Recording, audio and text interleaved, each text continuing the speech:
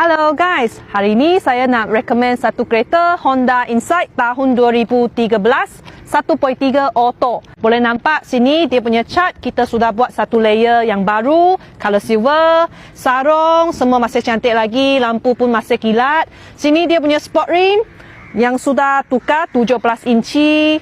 Boleh tengok dalam seat dia. Semua yang fabric seat, semua cantik, tak ada cala, multi-function steering, auto cruise system, eco mode, semua dia ada.